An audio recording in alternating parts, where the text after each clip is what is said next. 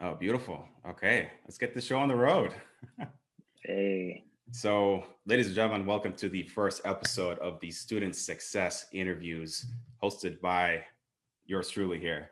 And I'm honestly really pumped and like slightly like super honored to be here and like to be providing to the community and the group and also to be interviewing Tim himself. Like if you asked me this like 2 years ago when I first joined PLM, if I was going to be interviewing Tim or doing the kind of stuff I'm part of right now, I would not have believed you. But it's awesome to be here. So I want to give just a quick little intro of like what these student success interviews are going to be like before we jump into talking with Tim here. Is that all right, Tim?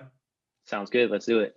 Awesome. So what we were thinking when we first came up with this idea is that we really want to celebrate the successes that come out from our group because we've got a lot of like hidden successes, right? We've got a lot of hidden sharks going around, and we want to be able to bring those successes and celebrate it as a community.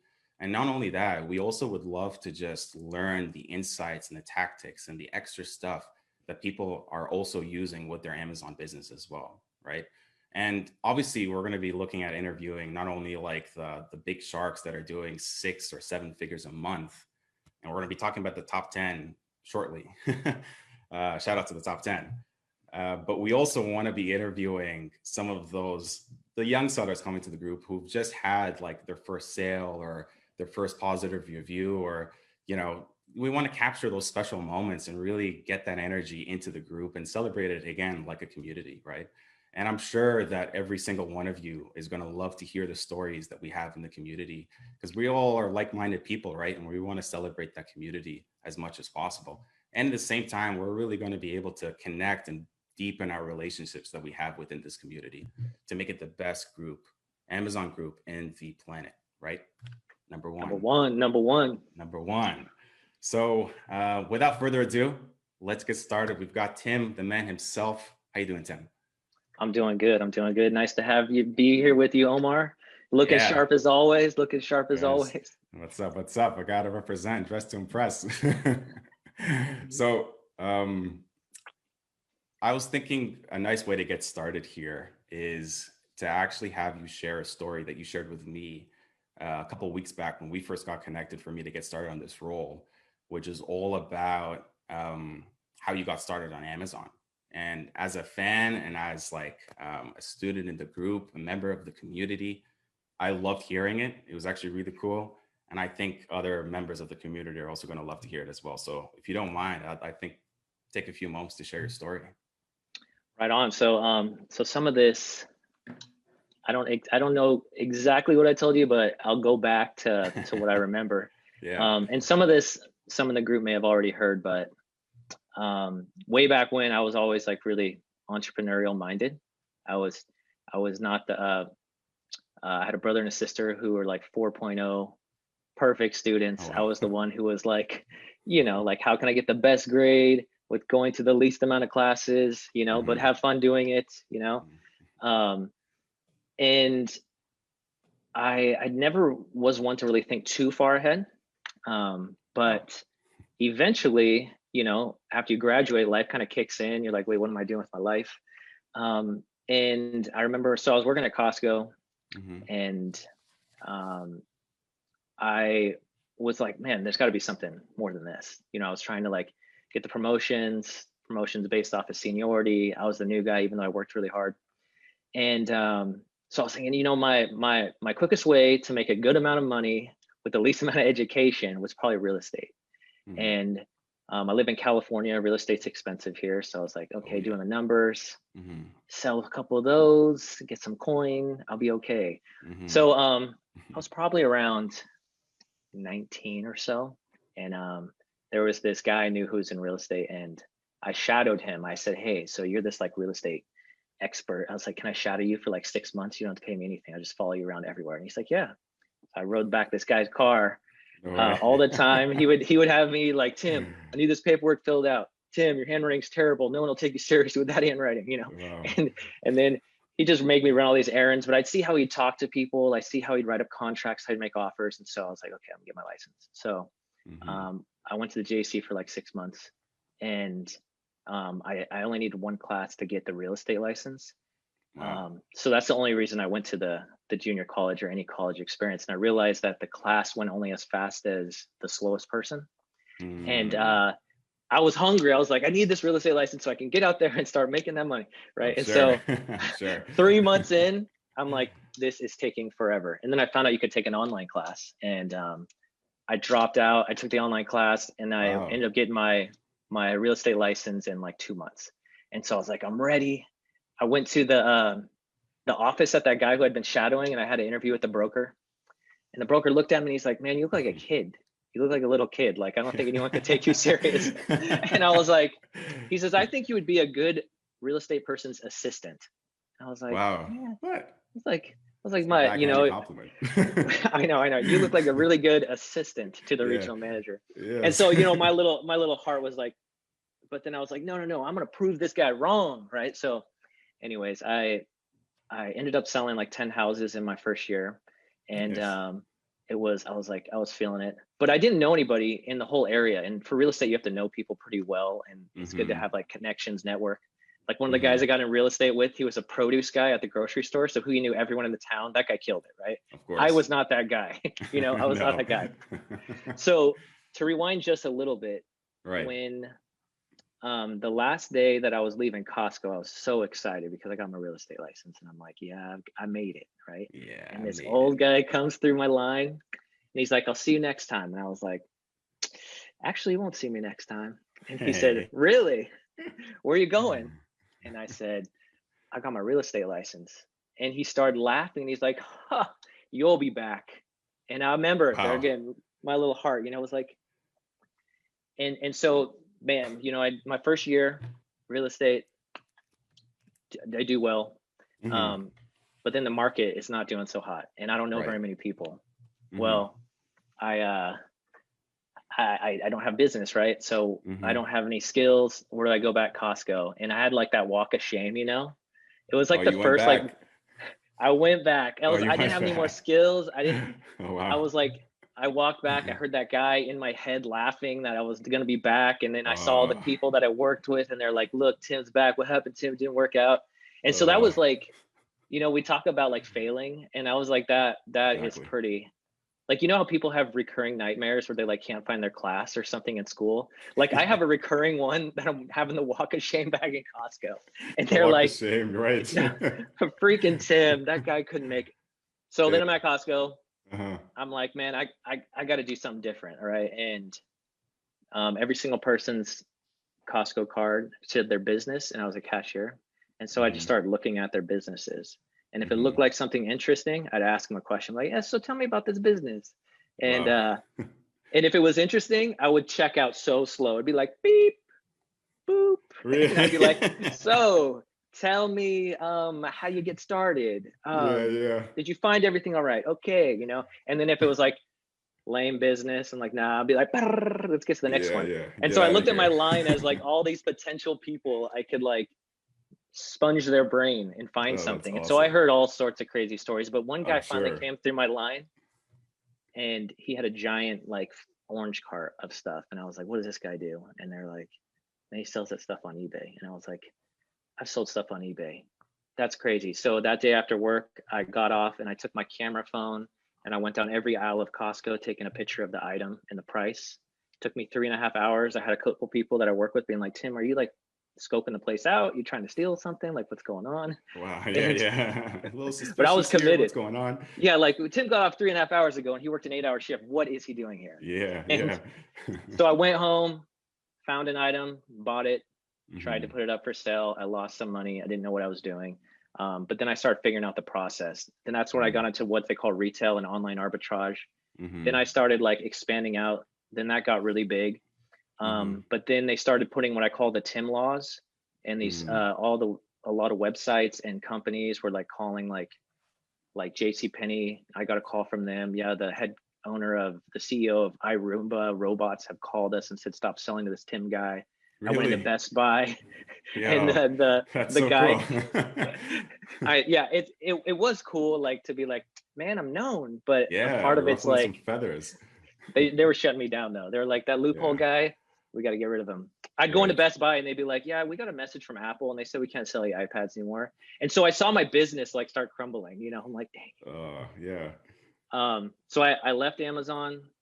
I actually opened a local business. I ran that for about a year and a half. No way, And really? so I had a local business with some local that had employees and stuff. I'd never opened a business, but I was like, I had a good idea. And then um, Rob, who's in the group, who is also one of the success stories. So I knew Rob, and Rob was actually an EMT in like Louisiana. Right. And I kind Yeah. of knew of him. We had mutual friends, and he'd come. And I remember he moved here and he was like, hey, man, I got to get out of this EMT thing. I see so much trauma and Mm, it's just horrible. Does yeah. any of It's that a rough online job. stuff work? Yeah. And I said, you know, I'll check it out. Let me look. And then I went online. Mhm. That's when I found out about private label. And then I was like, hey, Rob, I found this thing called private label. Here's what the deal is. I'll learn how to do it and I'll master it and then I'll teach you. Oh And yeah. the rest is That's kind of dope. history. So that's like Yeah. A to Z on how I like started with the whole thought process of like trying to do entrepreneurial things and then to actually becoming a private label seller. So then yeah, so 2016 is when I launched like my first product. Awesome. I didn't know Rob was there since day one with you. I didn't know you guys were Day buddies one. before that. That's really cool. Rob was like a guinea pig to see like if what I could do like translated and which it has. And now like he's one of the coaches who helps people, right? Yeah, exactly, exactly. So actually, before we hopped live into the Facebook group, you were actually mentioning how like you were just naturally entrepreneurial when you were growing up. Like you mentioned too, you were like flipping tires and you're doing like extra side hustles. Were you always like an entrepreneur, like as a kid? Were you always looking to make like just a hustle and like that kid's selling fireworks at school? Sorta. So Okay. I had a really influential book that I read, and that was Rich Dad Poor Dad when I was like Oh, late such a good teens. book.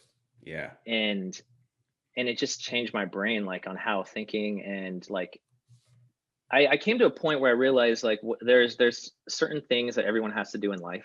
And one Mhm. of them is to make money to provide for themselves and to live, right?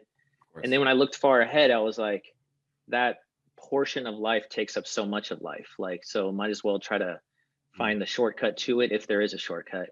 And mhm. I remember telling my dad one time, I was like, Dad, I'm gonna make money online. He says, you'll be lucky if you make $100 a month online. And I was, there goes my heart again, you know. Exactly. That's funny.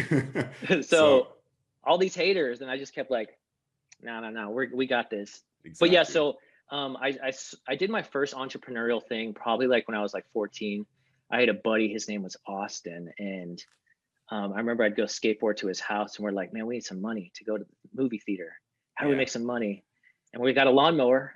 I'm like, okay, so we just started knocking on doors. Like we look at the grass, be like, man, some long grass right there. We can get this one. We knock on the door. Yeah, we're here to mow your lawn. Like, how much? We'd be like, $12. They're like, no, thank you. We're like, just kidding. $7. No, thank you. Just kidding. $3. They're like, okay. Three They're dollars. like, Oh my God. hey, we didn't pay for the gas. It wasn't our lawnmower, so we were good. Oh, And great. that was like so I started out doing stuff like that, you know, like Yeah, we yeah, would yeah. hit the lawnmower, go hit some houses. The guy would say, can you mow the backyard? And we're like, man, we're kids. That's kind of creepy, man. We only do front Yeah. yards. We only do front Yeah. yards. So then yeah, I sold shoes online, like hot selling shoes. Wow. Um, I used to flip cars on Craigslist, and I had a business also where I bought and sold rims online and locally, like getting the rims and selling them online. Was that the Um, local business that you mentioned earlier? You said you did a local business after real no, estate. so yeah, the local business was something totally different. It's actually like probably one of these businesses that no one ever has heard of or even knows exists. And I'll give you a Yeah, little can you glimpse of it, share but a yeah, it little was clue for us? yeah, so they have different places where you can go in and exchange like gold for cash, that kind of thing, right? Or Mm-hmm. you know, things like that, right? So Mm-hmm. when I was doing online and retail arbitrage, one of the things that all of the guys do is they buy discounted gift cards from websites like raise.com, these different ones, and allows them to get a little bit more margin on their items. Right. Um, I always wondered like how do they get those gift cards? Like where do these come from? And Mm-hmm. so I reverse engineered the whole thing. and then found out how they did it. And it's basically had to do with having like a storefront and offering people to pay cash for their unused gift cards, since so many people have unused gift cards in their wallet. And so we built like a system up to check balances, Oh wow. to then resell the cards more, or I could use them to buy items to sell online. And that, yeah, so it sounds kind of crazy, but I respect it, or man. I respect the hustle, Tim. yeah, Seriously. so that's what I was doing. So I did that for about a year and a half, and then I sold that business, and then that's when I got back into that's when I started doing the private label thing. Sweet. So you started Amazon though before private label, right? And you said you Yeah. did start doing private label 2016, but how long before that were you doing Amazon? So probably 2013, around there. You know, it's Okay. interesting. Back in the day, the way that Amazon's set up now is not how it was. They used to have like a Hmm. section on Amazon, like when you would look at who the sellers are, Mm-hmm. there was like featured sellers like at the top, and then there'd be like regular sellers. And only like the featured sellers would get buy box, and almost nobody had featured seller accounts. Hmm. And so what I realized was like I could still make money, and I was doing well as one of these regular accounts because that's all third party guys could do. But the guys who had featured accounts killed it. They had way higher prices. They got the buy box, all this stuff. So Mm-hmm. back in those days, I used to do a lot of the console launches, like when they'd release like the new PlayStation, Xbox. Yeah, yeah. Um, and I would always see the difference between what the regular guy could sell it for and what those featured guys could sell it for. And it was always like, for regular guy could resell it for 500, the featured guys could sell it for 750. Mm-hmm. And I was like, I need operation find a featured seller or get a Mm-hmm. featured seller account. So I started Mm-hmm. going on different forums. And one of the Mm. forums I would go a lot to is slickdeals.net. And Stickdeals.net. Cool. they have a lot of like deals and stuff like there. And Mm-hmm. we had created a reseller thread within that website. And I found a guy on there who slipped up, not slipped up, but said a sentence like, oh, I sold this on my featured account for. And I was like, that guy, I need to talk to that guy. Right. Mm. And so um, I was able to get in contact with this guy. I never met him once. I only Wow. talked to him on the phone a couple times. And I said, here's the deal. I know how to get the items. You have the account. Mm-hmm. This is like 2013. So let's Mm-hmm. make a deal where you sell the items, then I'll ship them. We'll all go onto a Google Sheet, and then I'll put in the tracking number every single time.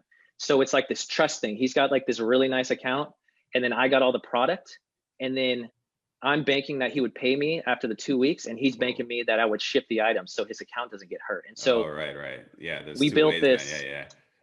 It was this really interesting thing, and that kind of goes into the whole like taking risks, and also but calculated risks and realizing. So I worked with that guy for a winter Mm-hmm. selling Xboxes, and we were making like thousands a day doing that because he had the account, but I knew how to get everything.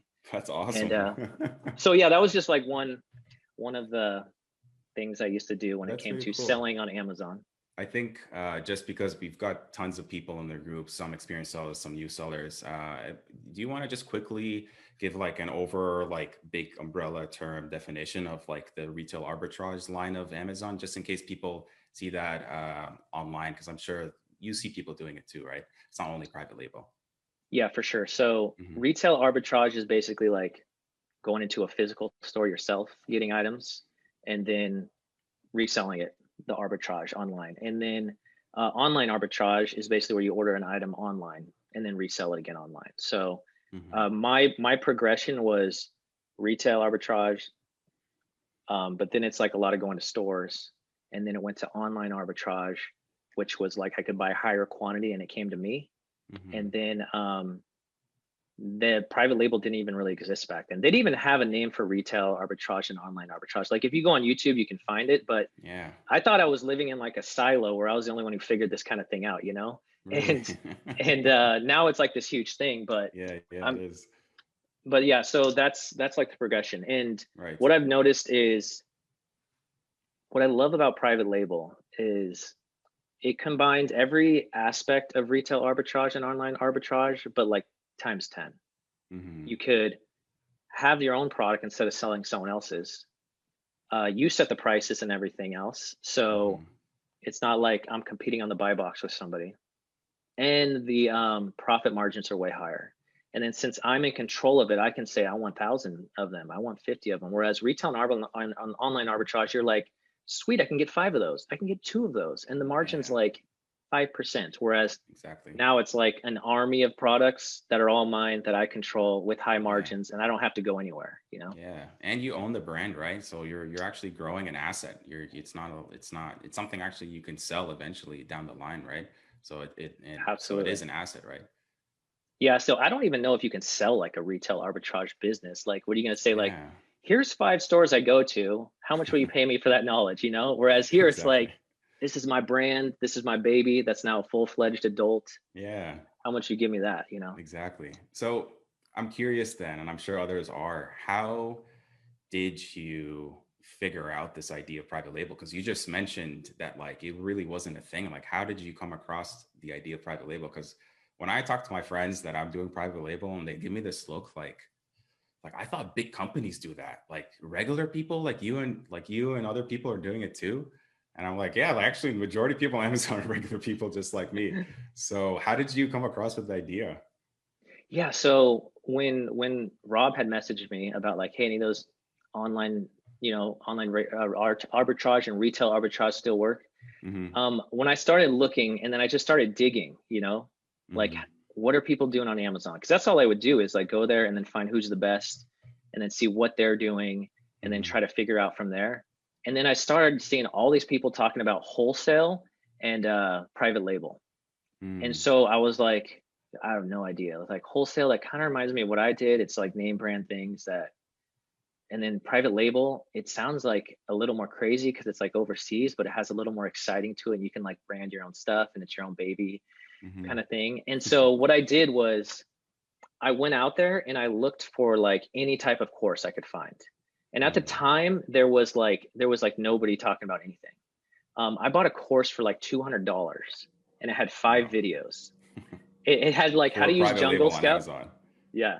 Oh, I you're paid kidding. $200 and it had like 5 videos. Literally, that's it. It just was like how to use Jungle Scout, how to use a freight forwarder. Yeah. It didn't even have anything on PPC. It had something on like how to get reviews, and then like Hmm. how to list your product. And so, and then like how Alibaba worked. And I was like, man, there's a lot of like, it sounds amazing, but like it felt like there's a lot of steps missing. Yeah, And then I yeah. went out and bought a wholesale course too. So the private label course was like $200. The wholesale course was like 1,000. And I said, Mm. I'll make my decision on one of these two. And so I attended both of them. And the wholesale one was like, they were saying things like, yeah, it really helps if you have like a fake storefront, then you can tell people like, this is our storefront, but you never actually use the storefront. You just Okay. get them to hopefully let you sell the items online, and the margins are this, and we recommend having a warehouse. And I was like, and then they're like, you got to get on the phone a lot and call people like businesses and say like, try to get them to work with you. And I was like, Hmm. and I don't want to do all these phone calls. And then I looked at the other one and it was like, I saw the margins and I saw what was possible with just 1 or 2 products. And I was like, okay, that's the one I'm gonna do. So I tried to get a refund on the wholesale course. They wouldn't let me. So I was like, oh Wow. hell, whatever. Um, and then I just started jumping in. And I think it Yeah. was a lot of trial and error. Hmm. Um, and then I just started filling in gaps when I'd be like, I Hmm. can't figure out anybody who knows this stuff. I'd ask random people. I'm like, I can't trust that guy. And then it was just over time. And it Hmm. was interesting. A lot of people who come into Amazon now, I swear they know like 10 influencers, they know all these Facebook groups. When I came in, I was like, I didn't know any of that existed. I was like, Yeah, I'm sure. I'm just gonna go on here. I'm gonna try to figure this out. And then when I figured it out, I was like, okay. Um, then I came up for air. But yeah, I was like, I was going in. I was like trying to do like 1 to 3 products a month. I was like Oh, wow. Let's go. focused. I'm I'm like, sure. if this thing I'm not works, like surprised, everyone honestly. says, Yeah, yeah. then I'm like, I'm just gonna go 100 miles per hour. And that's kind of how it went in. So, when did you start your first private label product? Was it 2016? Yeah. Okay. So And are I you still selling it today? I am. It has probably Nice. 6,000 reviews now. Oh my God. That's awesome. So it has quite a few. Yeah. And yeah, it's not as big of a moneymaker as it was back then, but yeah, I Hmm. still sell it. I sell it, and it has one variation on it too. So it's still Is there. is your best seller right now? First of all, why don't you tell everybody, for people who don't know, how many products do you have right now?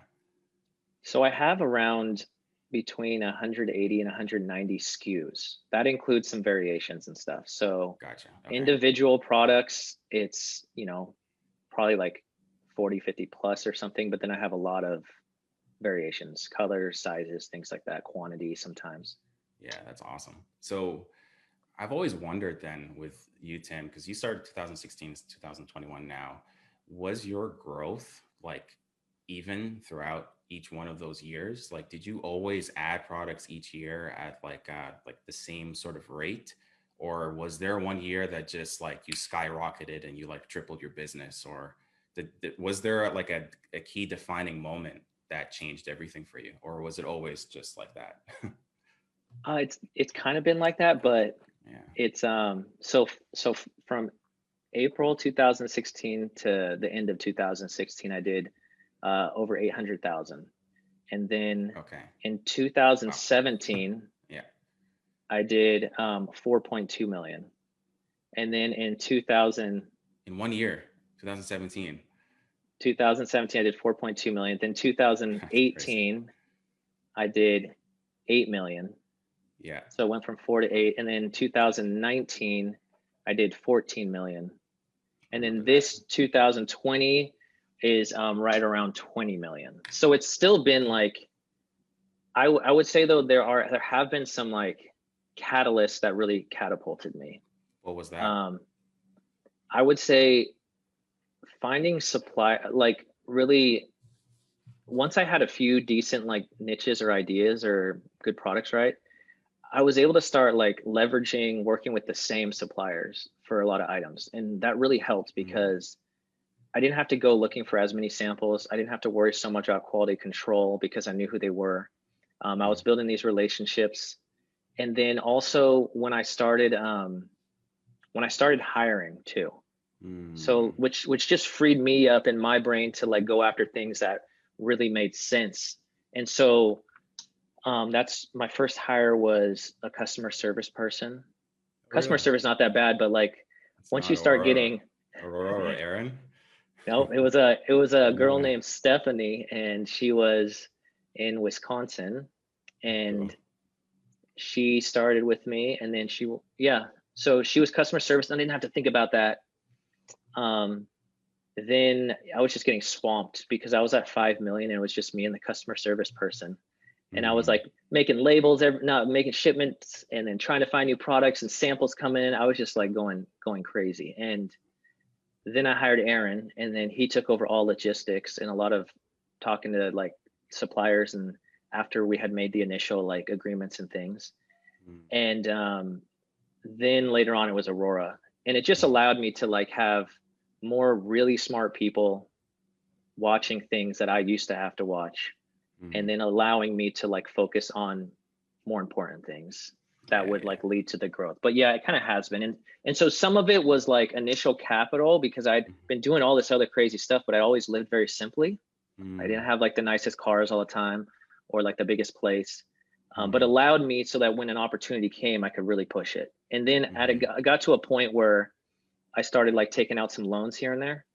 And mm. then um, another thing that really helped was after I built the strong relationships with suppliers was changing payment plans with them, like payment terms, where I could now not have to pay them until like a month after it arrived. Mm. And then I've already sold a bunch of it. So that allowed me to scale again faster, stronger. That's awesome. And when I got one supplier to do that, then I leveraged them against all the other suppliers to say, like, hey, he's letting me do it. Put in a good Wow. word for me. And then it just allows you to go a lot further when you don't have to pay the balance like before it ships or right when it arrives, but you can pay the balance after a lot has sold.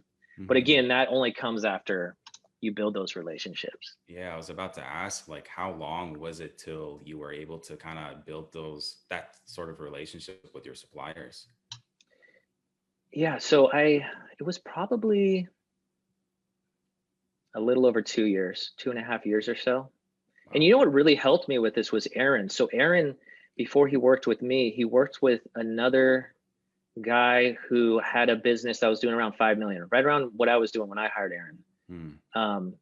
But that guy wasn't the best like person to work for. I remember Aaron was like, I gotta have a dress code, and we don't even we go to an office and no one's even there. And he came in, I was wearing shorts, and he got upset at me. I was like, man, forget that guy. Come here, man. Come, let's do this. Let's go crazy, man. I said, you can wear whatever you want. I'll get you a new computer, and we're just gonna go to the booth. I won't even check on you as long as you get the stuff done. Yeah, yeah, So yeah. I love that. Aaron had actually gone to China with Oh, his really? last boss and negotiated in person with Chinese suppliers. And so Aaron even brought another level of like insight of like Mm. what he had seen been done with other people who were successful. And then he was able to bring all that over here to what I was doing too. And then we were able to like utilize both of that. And so that also helped like understand, relationship building over with suppliers in China. Yeah, that's really cool. Do you ever see yourself maybe at some point in your business visiting China and doing like a little supplier run, or is Absolutely. Oh that? man, I have it all planned out. I have it all planned out. Oh Like yeah. I've been that show Undercover Boss, where they like, I don't know No. if you've ever seen that, where it's like the CEO of a company like goes in Oh, yes, pretending I to do be know a what you're regular talking about. worker. Yeah, Yeah, yeah, yeah, yeah, yeah. yeah, yeah. I know what you're talking about.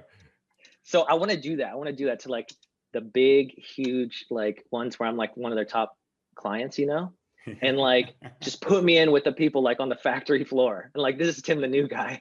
And like, I'm going to be like putting my stuff, and they're going to be getting mad at me. And Yeah. like, man, this guy's horrible.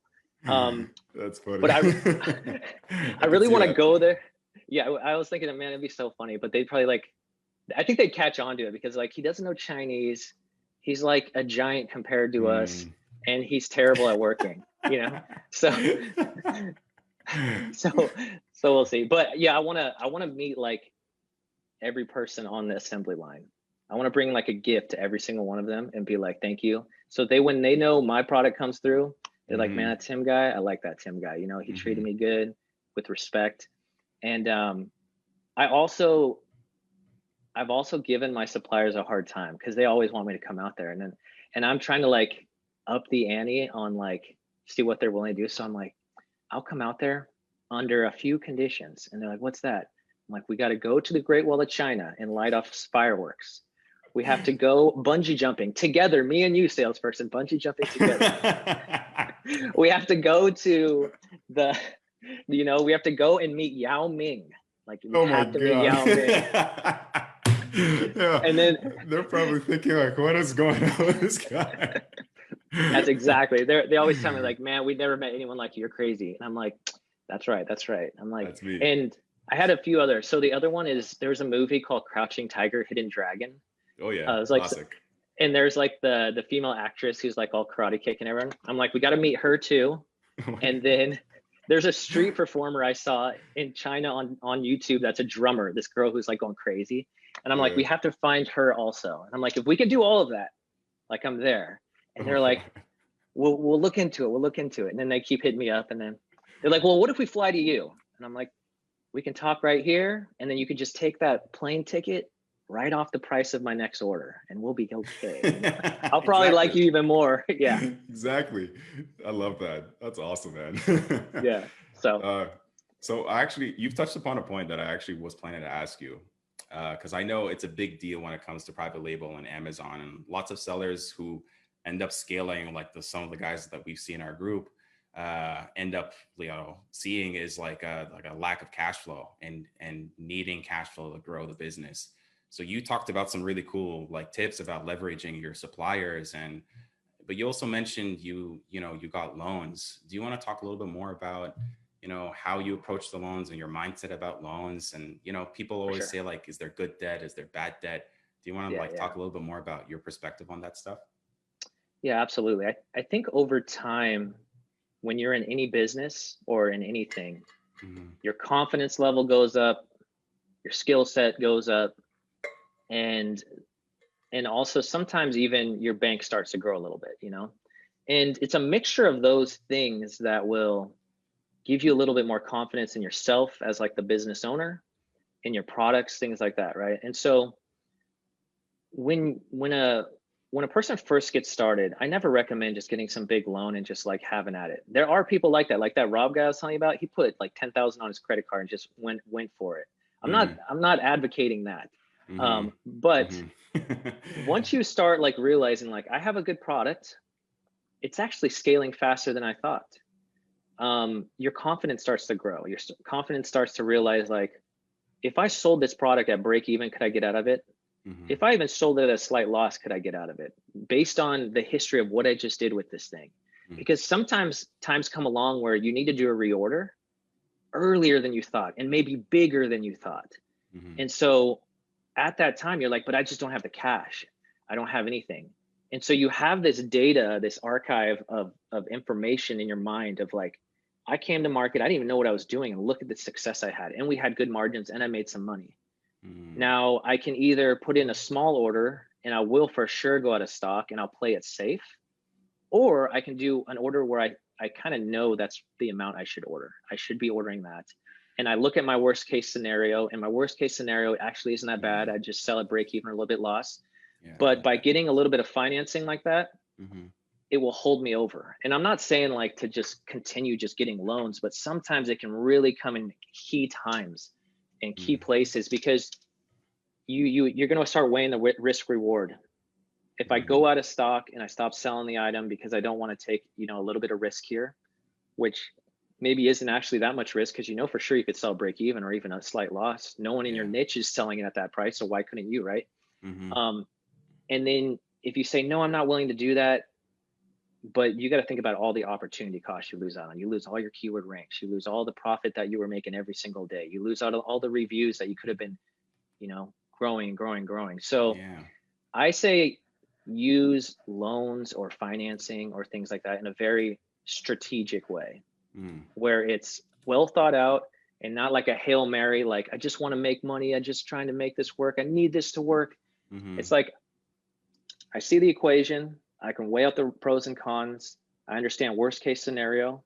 I understand what I'm losing if I don't do it. I understand what I'm gaining if I do it. If it makes sense, then I go for it. And that's kind of what I've done. So I've taken loans from Amazon. I've mhm. reached out to family and they didn't mind providing a loan here and there. Um, Nice, and that's then awesome. obviously I use some credit cards here and there. So actually, you talked about something here, and you said that you used a loan based off like data from your actual business. You could see it working.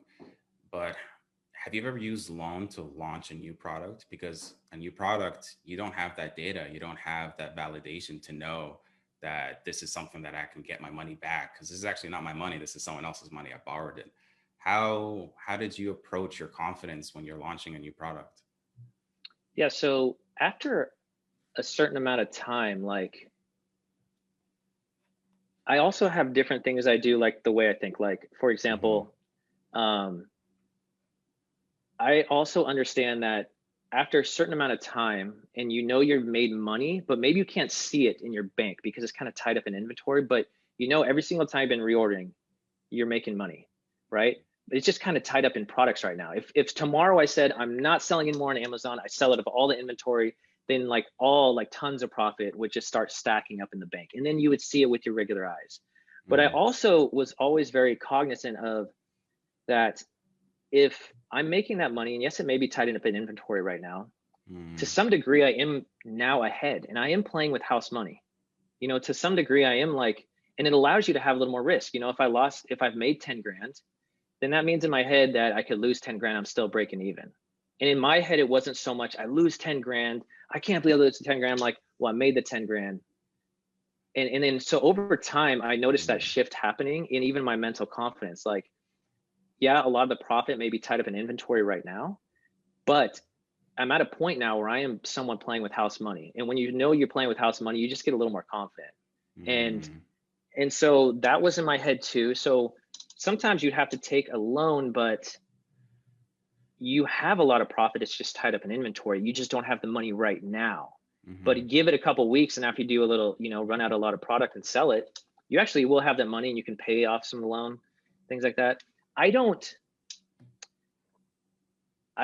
I try to think in my mind like this. Instead of using a loan to launch a new product, Mm-hmm. my existing product that I have confidence in, I will use the loan to keep that thing going. And then in my mind, I'm thinking I'm using my own regular money on the new product. Oh, Does that make right. sense? That And makes so sense. Yeah, yeah. then it's like, I know this thing that I have confidence in. I don't mind taking some financing for that. Just keep it Hmm. going, keep throwing logs in the fire. And then my new thing in my mind, and it's all the same, right? But in my mind, that's what kind of like alleviates me of that like mental burden of like, oh man, I'm using a loan for this product. I'm like, no, I'm using the loan actually to re-up this guy, and I'm using my Yeah. own profit on this new one. So that's kind of like I do Yeah. some interesting like mind things like that sometimes to help me.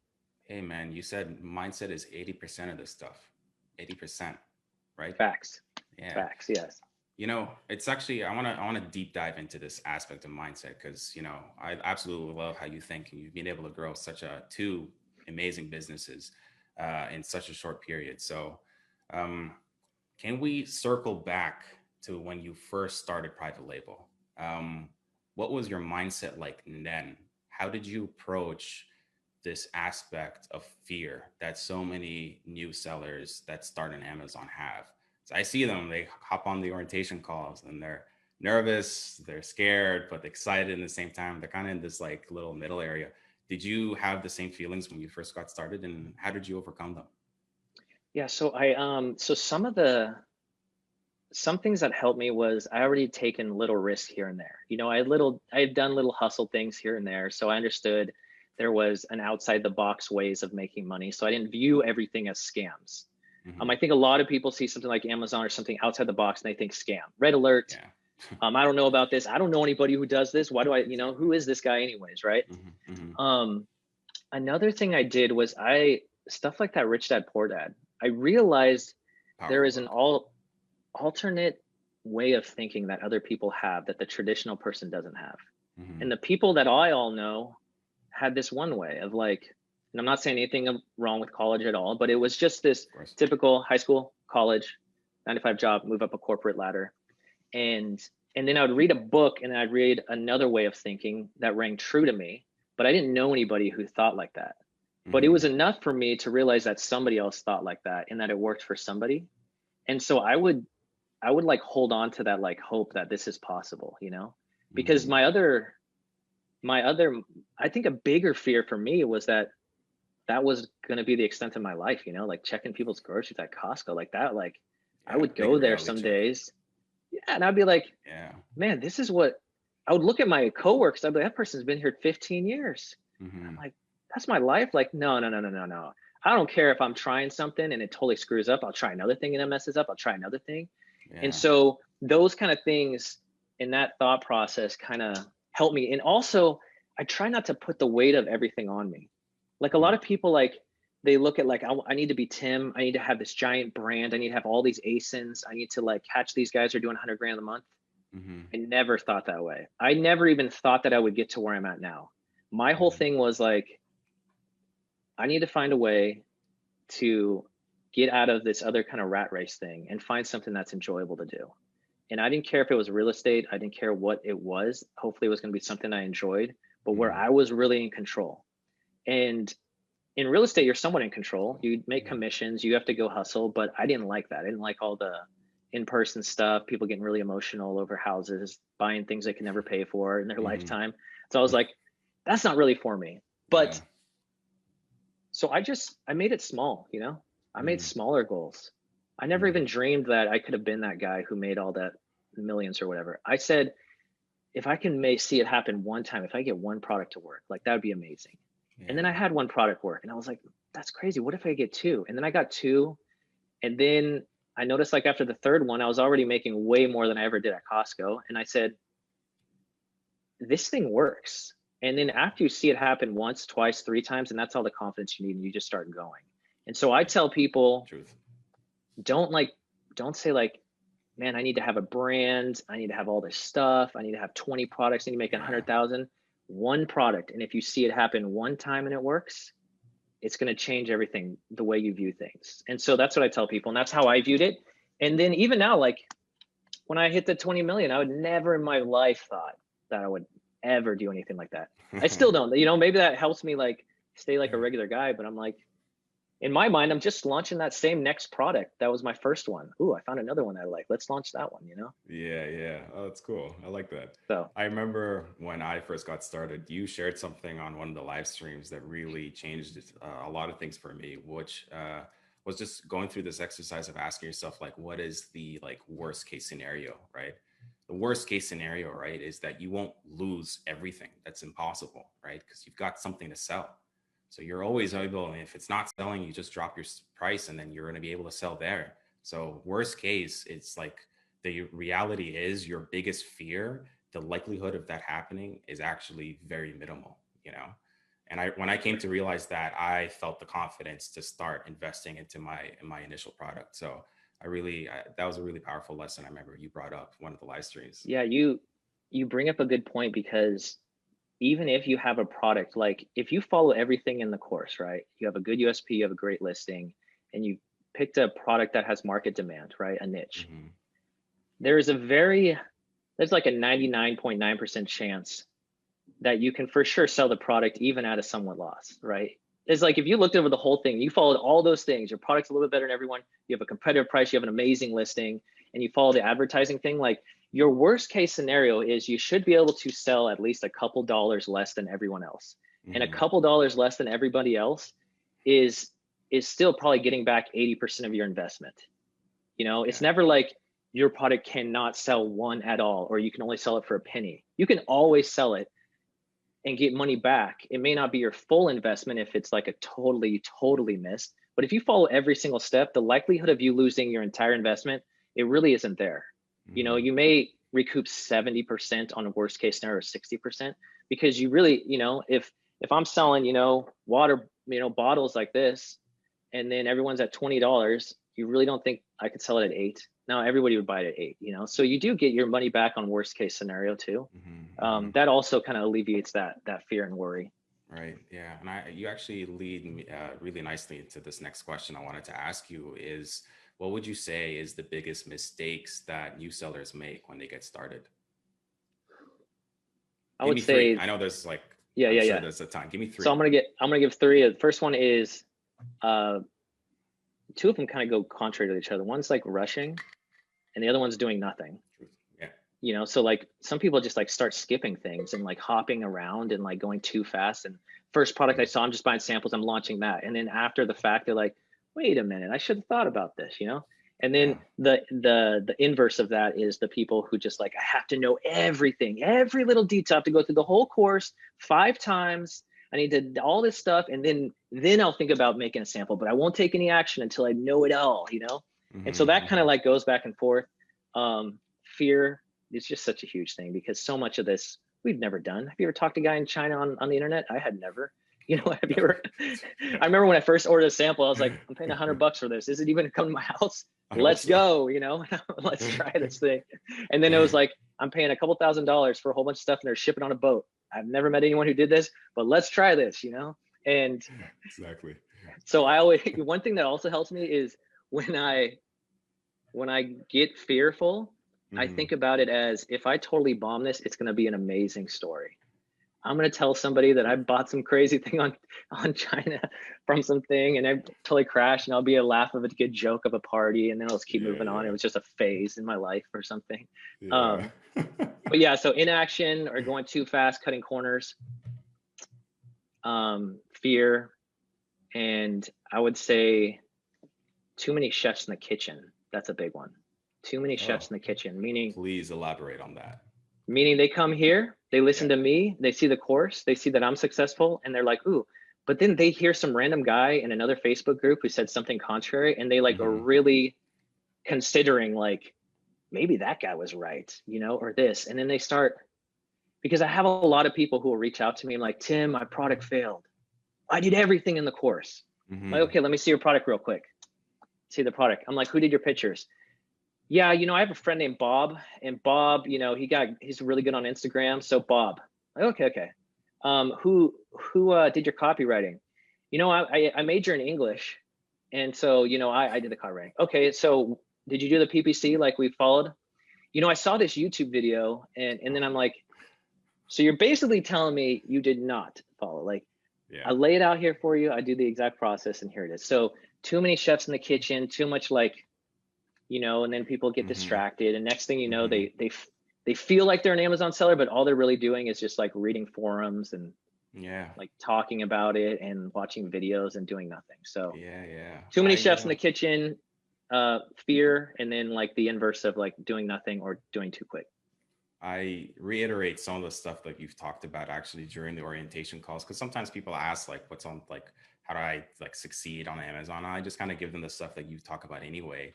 And you'd be surprised that still people doubt what I say, and they kind of like hear it and it goes through one ear and out the other. And it's like they think that we're trying to like make like take advantage of them. I'm like, no, really, like we're really giving you like 100% honest truth here. You know, I really want you to succeed.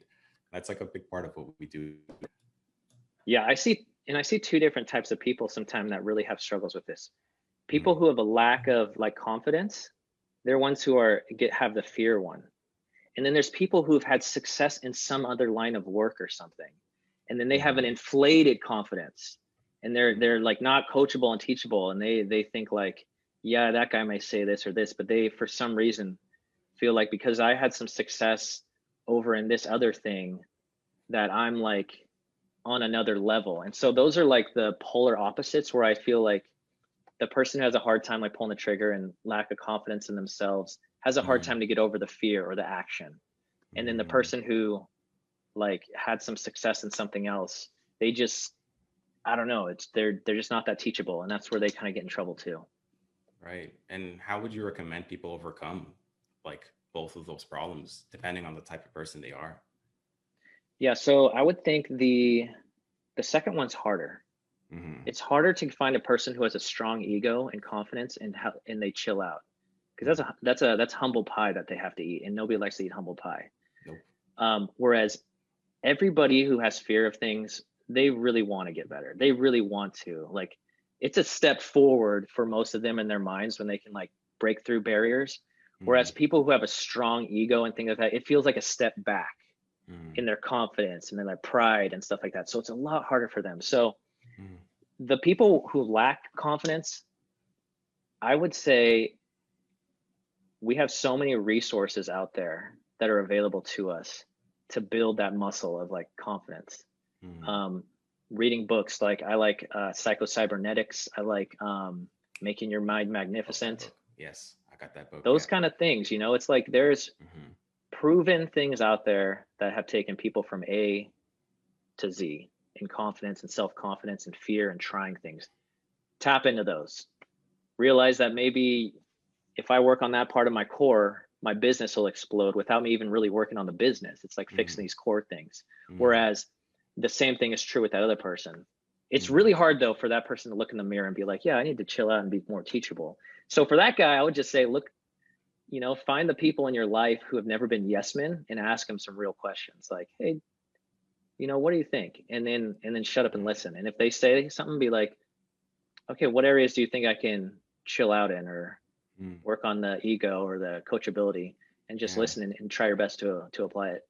Yeah. You know, I actually, I've always wanted to ask you this because I've personally saw it and reflected on it as I got started my own business here is managing the circles that I'm within. And I've noticed that the people that I surround myself with make a massive impact on my own self, like reflection on myself, my self resilience, my attitude, my vision towards my future, because you end up sharing those same thoughts when you're around the same sort of people, right? And I found that one of the things I needed to do was actually step out of certain circles and actually slowly cut out certain people just because, they had this toxic energy, even when I brought up private label and Amazon, they, shot me down more so than brought me up. And I noticed how sensitive I was to that just because I really respected their opinion and they were a good friend of mine. But I still realize that like I still want to do this thing, and I'm not going to listen to you. But I value your opinion at the same time. So I was in this like weird area, you know what I mean? I realized that I Yeah. needed to just step out and surround myself with people, better people. So Yeah. did you ever, I mean, building a $20 million business, not everyone does that. So Yeah. I'm Yeah. sure, were there certain your like friends that you were hanging out with that were like, damn, like, I don't know if I can hang out with Tim anymore. He's balling too hard or what? you know, this is a good question. It's a good question. So I think I've talked about this a bit. I keep pretty quiet about like a lot of the business stuff I do, even with like personal friends, things like that. Hmm. They don't really know the extent of a lot of like what I've built or anything like that. I I do notice that like negative people, right? Not even having to be with like with business itself, right? Mm. Um Negative people do just drain. Like drama, that kind of stuff. I don't have time. Like Mm. so I know earlier on in life I just had a tighter parameters of who would fit into the friend category, I guess. Yeah. And there are definitely people who would build me up. You can have friends who are like you trip and fall, they laugh at you, or you Hmm. have friends who you trip and fall and they want to help you up. You have friends who Exactly. you have a hard time or Exactly something, that. they're Yep. going to talk to another friend about it. You have a friend who have a hard time, or they don't want to hear about it, or they go missing when you need it. Yeah. Whereas like the quality friends are the ones who want to be there when you're going through hard times. They are upset at you if you don't call them when you're having a hard time. So I Yeah. just really have become way more selective. And I also feel like I gain a lot of that support through all the people I work with, and also even in this community. Because Yeah. PLM. Amazon's like Amazon's like speaking another language, Yeah. Amazon's like speaking another language, and you're It not truly gonna, is. no matter how much I want to talk to a good friend about, man, I've been watching my keyword rankings and the organic has really dropped on this one, but it's a Mm. 10,000 search volume keyword, so I think I might target it with an exact manual campaign. They'd They'll be be like, like, huh? Tim, yeah, yeah. They're like, dude, get out of here, go back to Mars. And Yeah. so Yeah. um, I have tried to find the balance of finding other people who have that same interest as me, and Mm. they may not be too many in person, but definitely a lot like in a community and people I work with and stuff like that. And so I really Yeah. appreciate they give you that kind of outlet to really talk about that thing that you really enjoy. So Yeah, 100%. And part of this, like the private label and starting a business, and I'm sure a lot of like, I'm going to really make sure that new sellers realize this because sometimes it takes a moment to realize like what you're jumping into. Not so much that it's just like a big scary thing, but your life is going to change significantly, not only yeah, financially, but like every aspect of your life is going to change, and it's exciting and it's awesome and it's like you're growing into something better, right? Do you believe that growing out of certain circles is necessary to become a successful Amazon seller or slash entrepreneur? I think there's different types of people who know how to manage relationships better than others. There's certain types of people who can have a little bit of turmoil going on, but it not really impact their focus a lot. There are other people who a little bit of thing over here really impacts them and everything is like a domino. So I think it's Mm-hmm. really good to look in the mirror and be like, which type of person am I? And if I'm the type of person who it does have an impact, Mm-hmm. um, you got to have a trade-off. You're Mm-hmm. gonna like, I can keep this circle of people who kind of drag me down a bit, but it's gonna be at the expense of this. Right. And but for the large majority of people, I would say, yeah, it's gonna take some growth because Yeah. you're kind of you're kind of breaking through your own ceiling of what you thought was possible and what your Mm-hmm. circle thought is possible, and then you're Mm-hmm. like over here and you have these interests now that are up here and they're still like over here on certain things, and Exactly. you can see eye to eye with them on certain things, but sometimes it's also good to have some other people who are also in this range too. I never I think some business people fall into the trap of feeling like I only got to be around successful business people, Exactly. Yeah. and I don't feel that way because that Oh, doesn't. really? Yeah, Okay. I really feel like you need to be around people who also keep you grounded. Family's really good at that because they still you see Family. you as Yeah. that that punk kid who is skipping class. It doesn't matter if I sell whatever, my parents still know, they know me, right? Yeah. Yeah. They know um you. so if you can find still quality people who care about you for who you are, and they may not have the same aspirations as you and like the same interests as you, but they're Mm-hmm. people who care for you and they're good quality people, I always Mm-hmm. keep those people in my life. I Mm-hmm. don't just like swim only with multi-million dollar Amazon sellers or people Yo, what's like, up? no, no. I don't just, yeah, no, no, no. I'd probably say the large majority of the people I would swim with would be like just the average guy, you know. Yeah, that's awesome. You know, I definitely tap into those other sources though, and I know people in these different circles, but yeah. I do see that business sometimes becomes like their only mission in life, and mine's kind of like a little Hmm. broader. So, you know, you mentioned you talk about it a bunch in the course, talk about it a bunch in the live streams about like, you know, pick foo and, you know, validating your ideas and using, you know, data to drive some of your decisions. Um, do you ever ask people that are within your own circles about certain product ideas? And also, how do you know when to listen to them and when not to, and when to listen to your own instinct? Because I remember when I brought my product up to certain friends, I felt like they were just negative in general, you know? Yeah, yeah, yeah. And they were just more so negative that I was trying to be ambitious and I was trying to do something for myself. I was trying to grow myself, right? And that just translated into them giving, you know, like being hard on the product that I wanted to pursue. So, and I caught myself in the middle. I was like, oh, I should listen to them. Maybe this is a bad product, or like, Yeah, nah, yeah. my gut instincts telling me this is a winner. Let's go. How do you balance the two? That's a great question. You know, that's one of the harder things to do with Amazon, and especially product research, because Yeah. you have to figure out if the idea in your mind Hmm. is a real idea and that it's actually like valid, you know, Exactly. versus something you painted and you think it's like Picasso and they're like, dude, that thing is horrible. Hide that in the closet, you know, like, Yeah. Yeah. and Yeah. nobody Yeah. wants it. So Like that. you really, I mean, I would look at your friend group, and then you know what kind of friend who you'd be like, who, I don't know, you there are always friends who have just more level-headed advice. I don't know, they're like more core type people who Oh yeah. are less like real negative or this or that or shocked or something like that. Like if you just went to them like, can I get your thought? Like if I knew someone, like I know someone who has 3 kids, and Hmm. she always like is buying cool stuff for the kids, and she knows like all the new products for kids. Mm. And I would go to her and I would say like, if I had a kid product, and I'd be like, so tell me what you think about this. You got 3 kids, like they're all different ages, like would they use this? What do you think? Or what do you think as a mom, you know? And could you ask, do you have any other mom friends that like are like you? And then so I start like polling them that way. I Hmm. don't just go to any random person and say like, what do you think, you know? Hmm. Because the conversation usually goes like, well, why are you even doing this? Like, what is this? Like, what's going on? And then I have to like spend an hour like trying to explain. Whereas I'm just like, all right, pretend here's this and like this or this.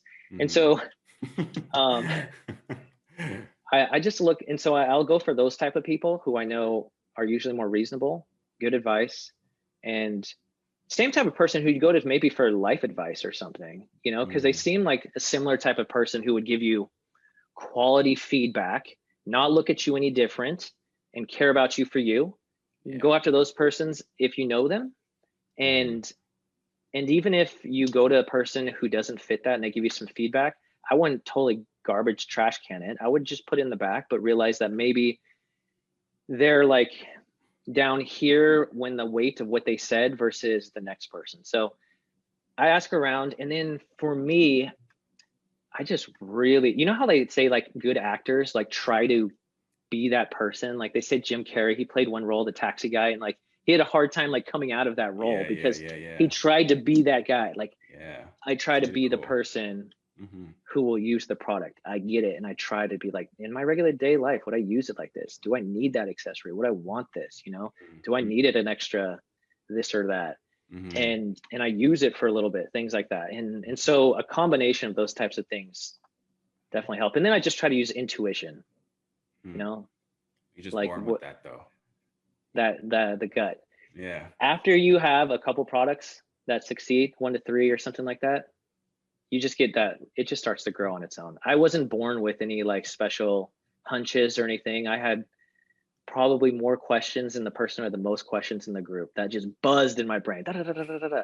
And that's why I'm able to Yeah. answer so many questions, because I had those questions. Yeah. And I Yeah. was Yeah. like, how do I figure this? What's this? What if I did this? Well, if they did this and then that's this, then what do you do now? And Yeah. that's why I'm able to just rapid fire, because I'm like, Yeah, I thought about that. Yeah, I tried that. Yeah, it did happen to me. Yeah, I thought about that too. I have thought about that. It didn't happen. Oh yeah, that happened to me. Oh yeah, that happened to me. And so Yeah, I'm able to, and then those are the types of things that, experience just helps grow that. I love that. That's really cool. Yeah. One of the biggest mistakes you've talked about that new sellers do when they get started too, and it kind of relates to the point we're talking about, is actually getting emotionally attached to a product. And in that instinct, it's their gut reaction is actually hindering their performance and their ability to choose the right product, right? How do Yeah. you, first of all, what would you recommend to those new sellers that are just starting out with us to make sure that they're not getting emotionally attached to a product and to remain as objective as possible? And how do you also almost self reflect and realize that you are getting emotionally attached to a product, right? Because we want to That's a be great able to question. prevent it and also realize that if you're already in it, how do we get out of it, you know? That is a great question. So what a lot of people do is when they're looking at a product, they've already like they saw a profit margin or an idea, and they've already saw themselves at the very end selling and making tons of money and like living the life or something. Yeah. And it's good to like have goals and to see the future and stuff like that. Hmm. But I try to like bring it way down closer. Mm. Like my I don't start, what do they call it? Counting the chickens before they hatch. I think that's the Hmm. saying, something like that. Hmm. And so that's what happens. People have walked themselves down that future of this item, selling this much, making this much money, changing this part of my life.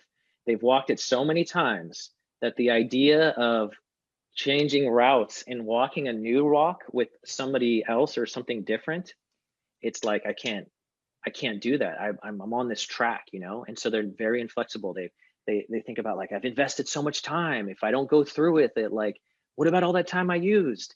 And so I try to say, there's a saying in the stock market: it's never marry a stock, never marry a stock. And it's the same thing. Never marry a product. If you see a red flag, instead of being upset, be grateful. Like flip the script. Like, oh man, I love this product and I went through this process and I realized the margins aren't there. Hmm. Thank God I found that. Thank God Hmm. that I like realized like that about this product. Hmm. And instead of just considering it all a wash, and I've had so many products. I think I've had, 25, 40 plus products that I got multiple samples, that I talked to tons of suppliers, that I just engrossed my brain in thinking of you. And they just I didn't pursue them because in the end, I realized that it wasn't the optimal thing. And I just had to go back to the well and try again. And so It must each be time you hard. go through that process, Hmm. you just get a little better at it. You're able to, maybe this product had a red flag here, so you didn't go with it. This next product that you look into and you spend a lot of time, it's a different red flag, but now you know that other red flag exists. And then eventually you get really fast at it. Like I can, Mm. if I say I want a new product now, I can get on there within a week, find a niche, and then within a couple days, like find everything about it. Like I had one supplier not too long ago who said, "Man, Tim, you're not like any other seller that I've talked to. You basically found out everything about this product, asked my entire brain on the product, made it an adjustment to it that we hadn't talked about, or thought about. You worked with me, and you know more than any seller that works with me on Amazon, and most of my colleagues. You could probably work here now." Hmm. And so even though I got to that point, if I saw a Hmm. red flag, I'm out. Thank you for your time. I do not pass Hmm. go. I'm not upset that I invest that time. It's part of Hmm. that sweat equity of like learning and experience. On to the next one. On to the next one. That one didn't work out. On to the next one. I got all these cool samples now. Maybe I can give some to friends, but on to Yeah, the next one. So exactly. that's kind of how it ends up being. I love that. That's really powerful. I really like that. I always like, obviously, product research module in the course is like something I go back and rewatch. I'm still rewatching again constantly, and I'm always taking away a lot of golden nuggets. And something I've always wanted to ask you actually was, does your right now, at your point of your business right now, has your approach and your mindset and your perspective on product research changed since when you first got started? Oh, hold on. My phone's just cut out there for a second. Sorry. Can you say that one question one more time? Are you with us, Tim? Can you hear me? So where are we at? Let's We're see here. almost over an hour here. How's everyone doing? Are we still in the group here? Oh, Yeah, awesome, are awesome, we just awesome. talking together? Um, Yeah, yeah. Okay, let me say that yeah, question again. sorry. Yeah, my thing cut out. Yeah. So basically, I was asking if your approach and your mindset, and your perspective on product research now at this point in your business, has it Mhm. changed from when you first got started? Um, with product research, is that what it was? Yeah, product Yeah. research and selecting a product and chasing after it. Do you look at it differently than for when you first when you first got started? Sorry. Um, the only thing different now is because I've launched quite a few, Mm-hmm. I'm more I'm more aware of just like the creative aspect of looking for a USB. Mm-hmm. I felt blind when I first started. I felt like I Mm-hmm. didn't even know what I was looking at or looking for. And I would just be like, is this good? Like it sells, but I don't even know what this thing is. What does it do? Like, how do I make something better that I don't even know what it is? And I would just scroll and I would like have no idea what I'm looking at. And I'm just like, and now, at the knowledge that I got to where I made the program and the course, I still look at the exact same things. I still look at the exact same things. I still look at the BSR. I look at the Keepa chart. I look at the competitors. I look at like how good the listing is. I look at the reviews. I look at who the seller is, like how good they are. I look at the age of the product. I look at the margins, Mm-hmm. and it's literally the exact same process. It's the exact same thing. Nowadays I'm just a little more confident in my USP picking, Mm-hmm. and um, I've just gone through the process enough times that it's just a little bit easier. Fear kind of Yeah, makes you a little stressed, and so like it's a hard to little, make some. It makes you hard to make some decisions, right? of course. Um, but as you do something more and more often, your fear level goes down, and makes you think a little clearer. And so I Nice. think that's just where I'm at now. I'm Yeah. playing with some house money. I've done it a whole bunch of times, but I follow the exact same process as when I first, like, whatever's in the program, I follow the exact same thing. I look for ideas the same way. I get lost. Like when I was doing the get lost thing, that's exactly what I would do. Mm. And I would click around Is that and your I was favorite looking way of doing product research? by far, Wow. by far. I like the other ones too. Mm-hmm. But even getting lost, like there's like better ways to get lost, like more organized way to get lost. I don't know how to explain it, but like you can get to a point where you're just like clicking on random things. But after a certain while of time, you start to realize like, oh, I've been in this niche, I've looked in here, I kind of realize like what's going on, Mm. and then you start clicking around that way. um Mm. but all my first products I found like with Jungle Scout and Viral Launch, they were like actually on the tool that I searched, found it, sourced it. And then now instead of just like stopping at that level, I definitely look on there, but then I'll take it like levels deeper. I might see an Mm. item, go onto Amazon, see all the different keywords that are in the title for that item, start searching those to see what other things come up, start looking at the seller who had that item that I found, Mm. and then just start going off in all these tangents. So the Love that. starting place sometimes different, but I usually end up getting lost within wherever I Yeah. started. Yeah. It's almost like, and we've talked about this before, there's like, it's almost like a pyramid when it comes to PLM and the process, right? And that foundation always stays the same, right? We don't, Yes. you don't steer away from that too far because that's the foundation of the business. You got to make sure you're checking your facts, you're checking the numbers, you're doing everything that you teach in the course before you move on to those higher level stuff, right?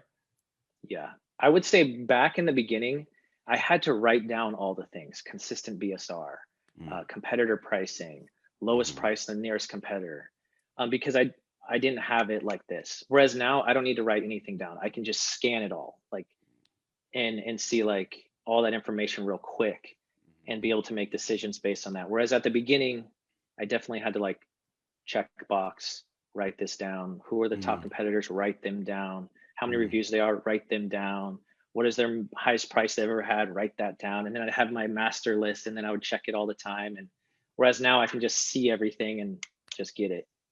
That's awesome. So this actually relates to a question I've always also wanted to ask you. Let's say, God forbid, tomorrow you lose everything. Okay, Aurora, Aaron, your A player team, everyone's gone. but No. the only thing you've got is the knowledge you got today. All right. How would you build back to the point you've got right now? Um, Man, I would just get to work. I'd first find some way to make some income to feed Okay. the beast. Okay. I would first Costco? start taking care of that. Probably not Costco. Probably Uber. No, probably Uber or DoorDash. Yeah, yeah. Where there's no cap, where I can be like, if I break the speed limit, I can make extra money. So no Yeah. cap. No, I'm just kidding. Um, So you're gonna make some money. make some money, right? Okay. I Priority. need some cash coming in. I need to be Got you. able to fund the business. Okay. Makes sense. Then um, I hop right on product research right away. Bam. I start looking for a decent niche. I'm just trying to find one product that'll get the income coming again that I Single or can kind home of grow run? off. Single. Gotcha. When you're starting off with no money and you don't have anything, I'm not even with my knowledge now, if I have nothing, I'm not going all in.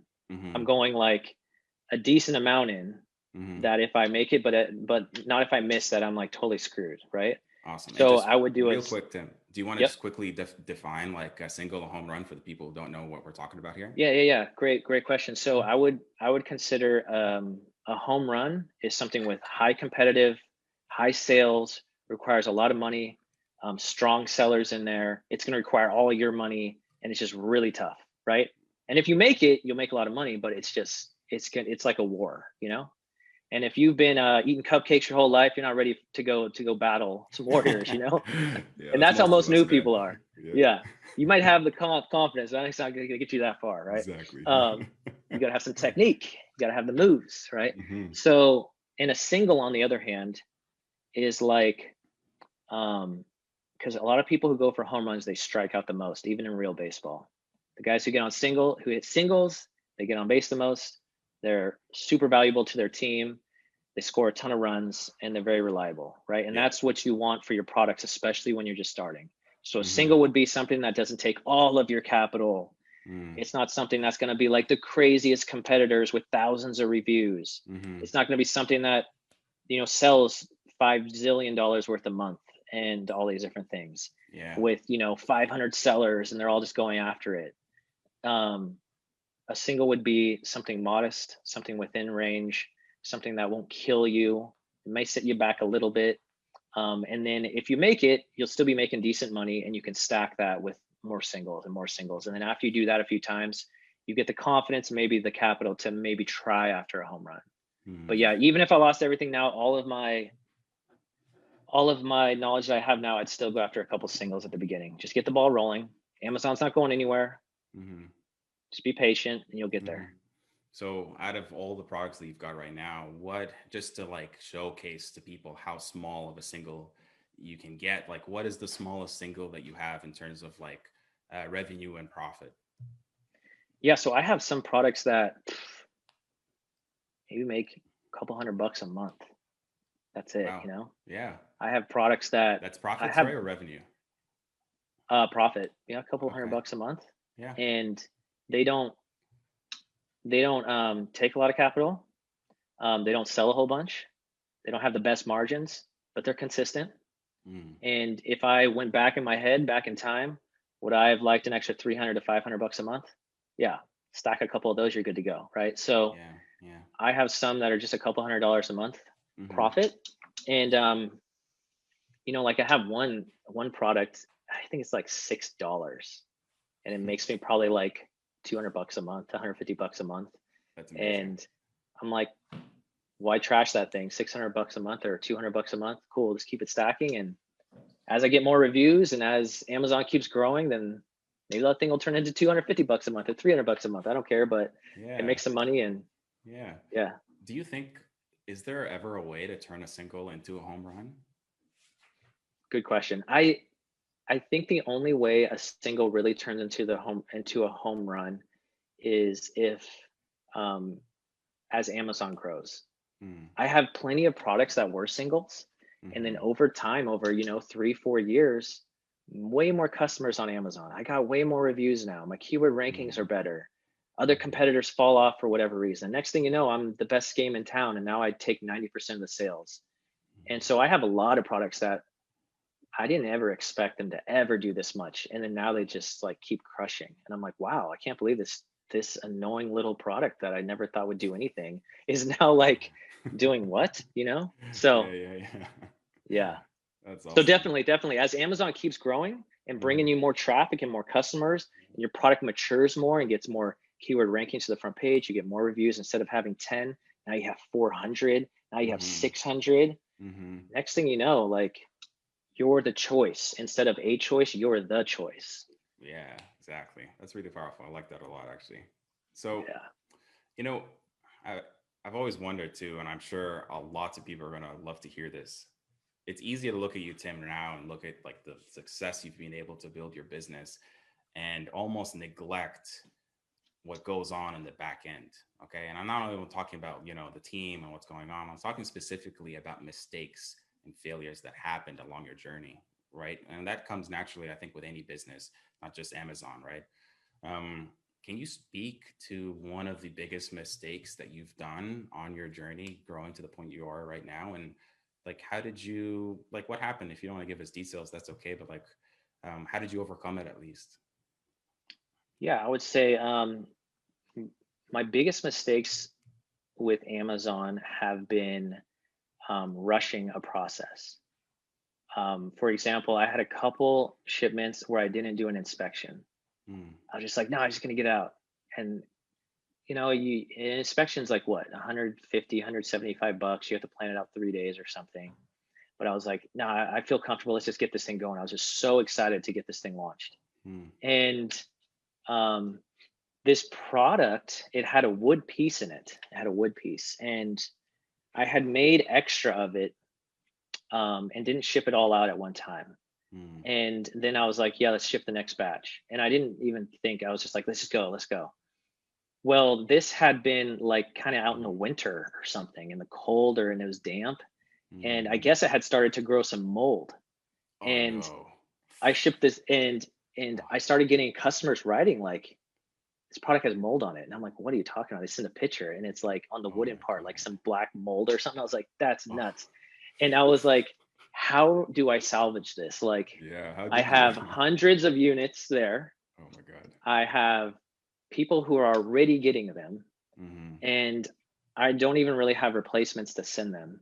Mm. And this was a good item. Like, what am I going to do? I'm going to get these reviews on there that it has mold or something, and then no one's ever going to buy from me again. Like, Mm-hmm. how do you come back from that? You know? Mm-hmm. And yeah, so I had to go like crazy problem solving mode for that one. So I realized the only way to salvage it is to talk to the supplier, tell them like, hey, this is what happened. Even though the mistake really is me, because they may not even know. They may have packed it away and just never looked at it. And Mm-hmm. so I said, hey, I need your assistance with this. We need to fix this problem. Look at these pictures. Here's this. I worked out a deal with them where they're going to send me all of that part of the product, a Yeah. whole bunch of extra of it. Mm-hmm. They were going to pay for all of that. They were going to help me on my next order to like the amount that it's going to cost me to remove all the items and also to a third party warehouse. Then I had them ship that wood piece to the third party warehouse. Then I had the third party warehouse go through every single box and Mm-hmm. replace it. And Mm-hmm. then I think we ended up working a deal where they paid for half of all of the manpower and labor to do that. Mm-hmm. And then every single person that wrote to me and had an issue, I like went into like extra customer service mode. I was like, 100% refund. I'm going to ship you a new one. If there's a problem inside of that one too, just take the piece you need, trash the rest of it. In fact, if you want anything else, here are other products that we have. We'd love to like offer you that. Anything else we could do. And I just went overboard. And so that's how I was able to salvage that one. Another one, I didn't communicate with the supplier good enough. I wanted this other variation and I just said it to her really fast. She's like, Mm-hmm. okay, cool. And I sent her F and SKU and just shipped it. I didn't even ask her for a picture of it. I didn't Oh get it really? inspected. Oh no And way. it got it got to Amazon and someone's like, this is what I ordered and sent it. I was like, what is that thing? And then I messaged Oh. the supplier and she's like, that's what you told me. And I was like, that's not what I told you. This is what I told you. Then I read it and then I read it as if English was not my first language. And then I was Oh. like, oh. And so I had Yeah. to like remove all of those. I decided I was going to provide the manpower for that one. And so I got Yeah. me and a couple friends to a storage unit. I had the supplier send me all new packaging, Hmm. set up a bunch of tables. We spent like 4 days in there manually repacking them to Yeah. get them in the right box, and I had to ship them back in, and then I had to close out the storage. Um, but Wow, all of man. that could have been alleviated if I just would have just had an inspection. Right. That's it. Just People have the undervalue it. inspection. And so those are two. I've done even more things like that where just was not thinking far enough, and then I have to go into problem solving mode. Yeah, yeah, Um, yeah. but yeah, so those are two huge ones where it costs a lot and it was a lot of stress and headache. Hmm. Overcame it. Now I can help other people who do the same dumb thing I did, but Yeah, I didn't have to do that. I could have just yeah. got the inspection. Right. And Tim, I love your mindset about this, about making mistakes and how you approach it and how you view it. And I actually want to kind of deep dive into it because part of making mistakes is, I don't want to say a common thing that happens when you start a business, but it's part of the process, right? Mistakes Yeah, yeah, for happen sure. and it's natural. So I find that it's easy for someone to almost self-blame themselves or actually reverse that, start blaming everything else around them. They'll blame Mm, Amazon, they blame the market, they blame the competitors, they mm, blame the supplier, they blame the yes, weather, yes, yes, yes, yes. and that, I find that sort of mindset can get really toxic and also incredibly hard on that person's like emotional health, and mental health Yeah. too. So I'd love to get your perspective on like how do you overcome like and how do you view mistakes when something happens like that in your business? How do you make sure that it doesn't affect you and your personal well-being? Yeah, I found I've learned to have a nice balance with this. Hmm. Like you Stacy talked about in one of her mindset Mondays of victor versus victim, right? Yeah, that was number one And session first, the first one. powerful, right? Yeah, it It's was. powerful. It And is. so people who can learn to take responsibility for their actions Hmm. are way ahead, you know? It if you messed up on something like I messed up on that, I could have been like, what do you mean supplier? Like you have mold in there. Like what's up with that? Like what kind of whack Exactly. supplier? And yeah, you know what? But it really originates with me, like I Hmm. should have done that, like I Hmm. should have made that. And it's yeah, maybe they have some at fault, but am I completely not at fault? No, then I'm not going to be yelling at them the whole time. That's why I work out something that works for both of us, right? Hmm. Um, so and you also got to realize that mistakes happen. We're imperfect. No one's a pro at everything, especially when you start getting started. So you kind of almost need to go into it expecting you're going to make some mistakes. Yeah. And then when they happen, you're not beating yourself over with a bat because you're not perfect. You got Hmm. to come to like reality is you're going to aim for this. You definitely don't want to do this. And you're probably going Hmm. to end up somewhere in here. Hmm. And in that little gap where you miss, or maybe it's a big miss, Hmm. you can take it as like I'm a failure and all this stuff. You're like, there is time to think about it and to reflect on it and to be like, man, I should have done better. Darn it. Maybe you have a couple Hmm. days like that, but then you just got to pack it in the archives, throw it in the, AI in your Yeah. brain, and just like keep going and be like, okay, that was dumb. How can I really learn from this? Okay, I wish I didn't have to learn the hard way because I screwed up and I didn't listen. And I've been told this a lot, but now I know and I can help other people. I'm gonna get Yeah. after it. And then the other side, like you said, yeah, if you blame everyone else, you're just not gonna grow. You're not Right. you're gonna Exactly. like everyone, it's gonna be like, I'm not successful because of this person, Amazon, this and that Yeah. person, and my supplier, this. Where it's like, nah, there's way too many people being successful for you not to be based on all these other external things. And I'm not saying external Yeah. things don't Exactly. come, but Yeah. they're not the end all be all. You can grow from it. Yeah. Exactly. I always think about that with myself too, because some of the lessons that you learn with just being in business in general are actually invaluable, even though they might have, it's easy to look at them as a mistake. I try to look at it the other way around and be like, you know what, this was such a valuable lesson that I would never have been able to take if I went to college or university or if I Yeah, paid a mentor or whatnot. This was something I lived and I'm never going to forget making this mistake, right? So I try not to, even though when something does come up, I try not to like look at it as like, oh, this is gonna ruin my life moving forward. There's always ways to bounce back, right? And for as sure. long as you learn from those lessons, it's like, I try to say like you want to lean forward right? Not lean back, don't fall back, fall forward, keep Yeah. moving forward, regardless if you're falling or not, right? And the thing, even with you, you with anyone, you can be like, at least I tried. I Yeah. tried. I went after my dream. It didn't, maybe I didn't hit it and I didn't hit it on this one, but I tried.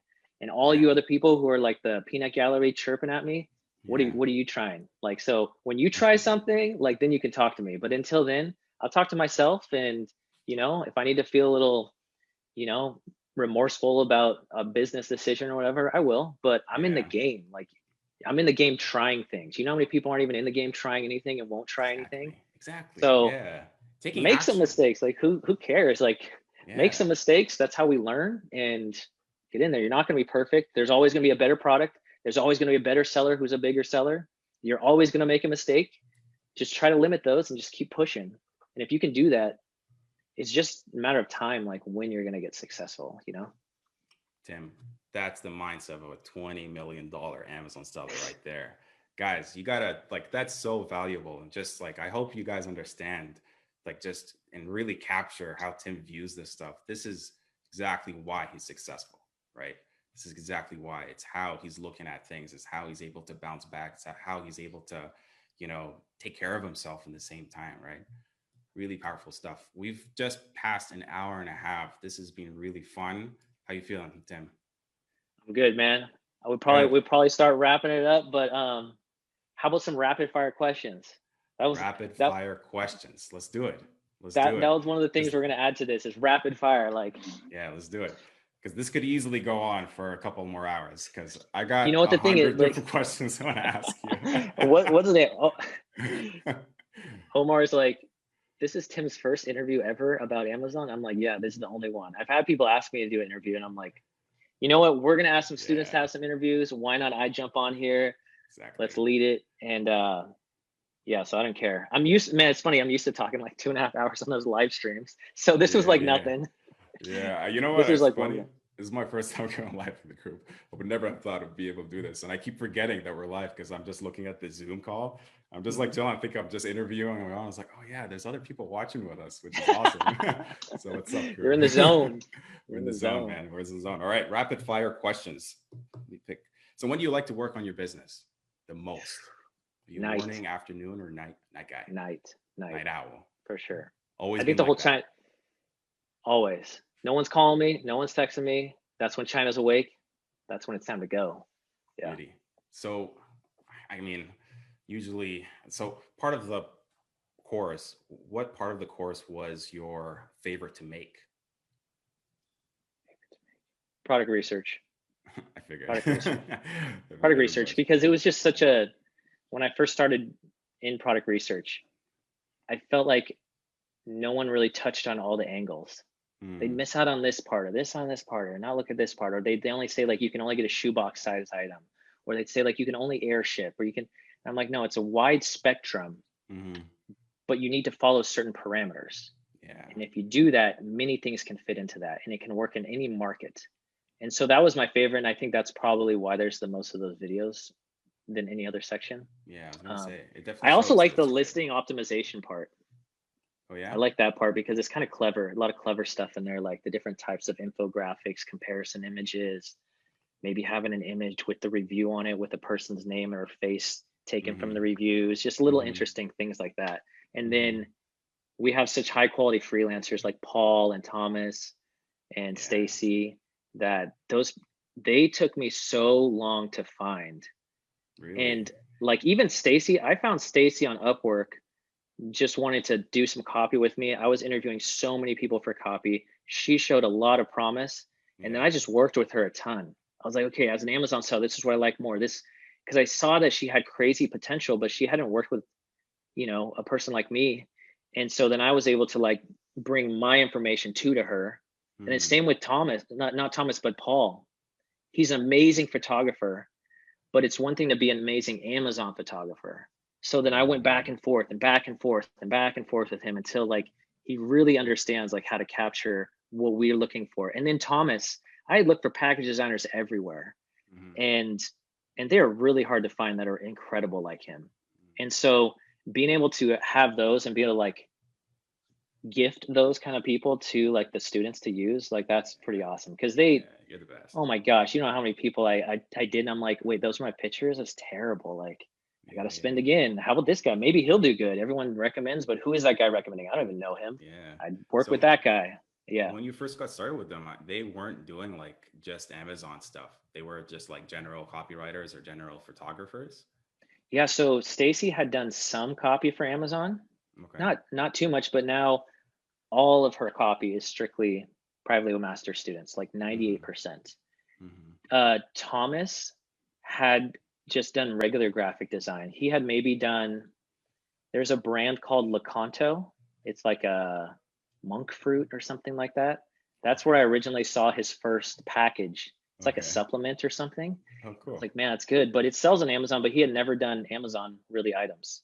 And then Mm, I was telling him like, yeah, this is what an FNSKU is, and that's what we have to have on the package. And this is mm, part's really important. And do you have, so we worked a lot like that. And so he can understand that. And then mm. now, it's 90% Amazon. And then actually, what's his name? Paul. Paul worked full time doing photography at a company, and he would shoot Wow. my products like on the weekend if he had some time. And then I got on a call with him, like, Paul, you're amazing at this. Like, you need to have some other photographers with you who you can train and be amazing too. Mm, And your wife is super organized, and you have access to all these people who are willing to be models for like $150. And all these friends who have locations. mm. I'm like, I'm like, I need you for like all these students. Like, you do my stuff. And so he was able to, yeah, quit his full-time job. His wife doesn't work now. That's awesome. Um, he sent me at Nice. the beginning of the year. He was like, this is a giant list of all the people who take photos now because of this and how their lives have changed. And I was really blown away. They were like teachers, people who lost, a loved one, people who couldn't work their job, but now they're taking photos and using their Yeah. skill that he helps them. So that's a Yeah. lot of fun. That's awesome, Tim. You've changed so many people's lives. I know you know that for sure, but it's worth mentioning again, right? And I think I speak on behalf of everybody in the group that, seriously, thank you. Thank you, back in 2016 or whatever year it was, you decided to make a course and help others do this amazing business. We really appreciate it because you've not only changed, the people that you work with, but you've changed so many people's lives around the world, and it's extremely powerful. And I'm sure you know that, but I just want to make sure that you do know that. Okay. Appreciate that, Omar. And I appreciate also the people putting the trust in me to kind of like lead them in the right way, that they know that like I'm not going to like lead them off a cliff or just do something to make a bunch of money or something like that. Like, it's actually like we're trying to make a program that really helps people, a community that helps people. Yeah, And then who exactly. knows, one day maybe I'll meet some of you guys and it'll be like, hey, I know that guy. That's that Tim guy. Hey, barbecue at Tim's. Yeah, yeah. Watch All out. Watch out. right, let's get back to these rapid fire questions. Weren't so much rapid fire so far. Yeah, yeah, yeah. My Favorite bad. movie? The Prestige. Nice. I love that movie, by the way. I love that you brought that up. Old time favorite book. Business book, I got to go with Rich Dad Poor Dad. There's better books that I've read after it, but that's the one. That's the one that was crucial. Yeah, it's such a good book. I love that one too. Do you have any hobbies? Um, I used to love playing basketball. Like, that was my thing. I would like played in leagues, and Yeah. I was all about it. I follow the NBA a lot now. I'll play fantasy hoops with friends, You don't but ball probably anymore? basketball. I mean, COVID Not as messed it up. much. Not as much. Yeah. Yeah, COVID does make it rough, but yeah, I used to go to the college every single night for open run.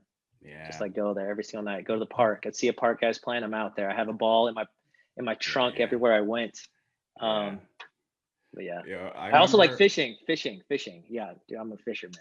Oh yeah, for Yeah, real? yeah, dude, I Oh fish. yeah, I that's fish. awesome, Yeah, man. My you family's watch big out. fishermen too. That's awesome. What's funny? I want to throw this back to the people who do remember your old YouTube videos. I don't know if this is still up there, but I remember watching your old YouTube video of you. I think it was like the day in the life of like a private label Amazon seller or something. Yeah, yeah, yeah. And you were like, "Yo, I'm gonna go ball now." And I was like, "Oh, that's what I want to do. I want to take a break in the middle of my day and go play basketball." Yeah, man. Yep. I went to the gym, shot a couple of hoops. Yeah, that was back when I did more of those videos that were more like vlogish. That like come with me. I'm going to take you to the grocery store and here and there, Yeah, you know, yeah. I remember. back when I was a youngin'. Yeah. But Yeah, yeah, I you have should one bring him video back. that's like that. Yeah, I Yeah. I'll do remember. a day in the life now and you'll just see Hero and me feeding him and then him Exactly. being like, I need more food. I'm like, get out of here. No, I'm just Yeah, put one of those GoPros on his head or his chest and just let yeah. him Yeah. walk around the whole day. This is my life. You just put the GoPro on him and have him watch me. Exactly. I love Yeah. that. All right, if you could time travel, where and when would you go?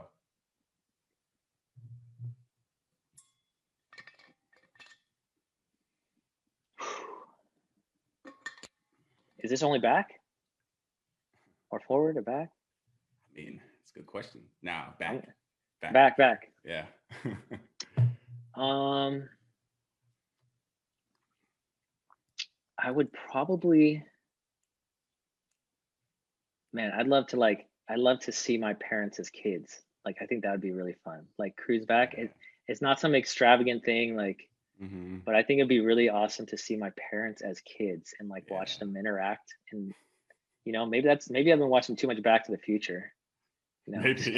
Maybe. That's funny. yeah, I've yeah. always wondered if I was like met my parents at my age right now, would we kick it? I don't know. I always think about that. I don't know. My dad was a big sports guy. Like he was like the MVP of his varsity baseball team. Oh, And check him out. That's good. maybe, yeah. I was like, Maybe. come over here, old man. No, I was kidding. That's funny. Yeah. What was the last thing that you've ordered off Amazon for yourself? If you need to check your phone. I bought Hero a couple toys. Oh, I that bought her broccoli thing, yeah, yeah, aka COVID. that I thought was COVID. No, he likes crinkle toys. I didn't know it was a thing, but they like have crinkle paper in them.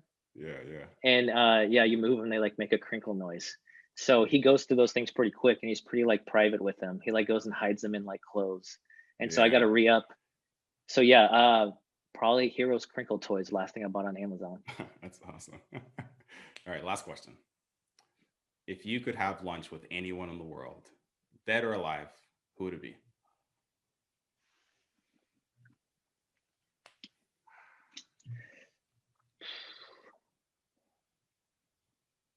I would say I'm one of the people who I fall in line as a Christian, so I would say Jesus. For those Nice. who think Jesus was a real person, I would sit Yeah. down with them. I'd be like, Jesus, let's see a miracle. No, I'm just kidding. But I would choose that. I would choose that. Or if I could go back, um, I don't know. I got this friend who's always telling me about Tesla. Now he's the man. Maybe I'd go back and hang out with Tesla, Yeah, Nikola right. Tesla, something like that. Yeah. I like that. Cool, man. All right, Tim. I think we could wrap it up. Right on, right on. Thank you. Let's see here. Hey, we had 60 people coming in here. Let's It looks like, go. yeah, we got 60 people. Check it I was out. I was live for 2.5 hours yesterday, and then I'm live Oh my again today God. for what, an hour and 40 minutes. Yeah. I'm starting to get that Lindsay Lohan voice. You know, sounds like I'm like raspy. Yeah, yeah. You got to rest up till next Tuesday. Yeah, watch out. So, anyways, thank you so much for Omar for taking the time to interview me. You had some great, insightful Of questions. course. Yeah, of course. Um, This was a lot of fun, man. This is you know, it's an honor. It's an people honor. are like wells, and it takes another person sometimes to draw out things. And I Yeah, this was a appreciate it. lot of fun.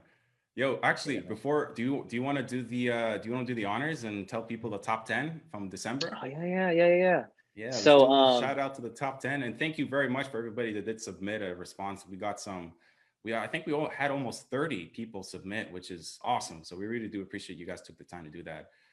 But we have the top 10 though. yeah. I'm Yeah. looking for it real quick here. I'm gonna pull it up on my screen, and then let's see here. Top 10. This is pretty amazing. And you know, I know we have some other big fish in here, but they didn't apply, or they applied a little late, so maybe they get on next month. Um, so Yeah, let me see we had a here. deadline on Sunday. But yeah, we should try to encourage more people, especially for the next Yeah, couple months, man. This is gonna be fun. we'll get you guys. Am Yeah. I able to share my screen? I think so. Yeah, I could check Can you? on the Facebook. It's like there's like a 15-second delay, I swear. Okay, okay. So here is, let's see here. Yeah, I see it. Can you see that? Let me just, All yeah, I right, can see it. so here's our top 10 for December. We'll start at the bottom. We got McKean Taylor coming in at 227,991. Shout out to McKean. That's our guy. Let's go, McKean. Yeah.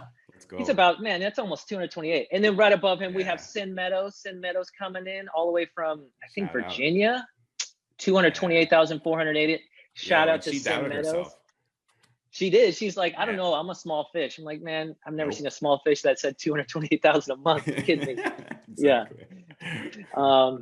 Eric Adams, 233,682. Shout out to Eric.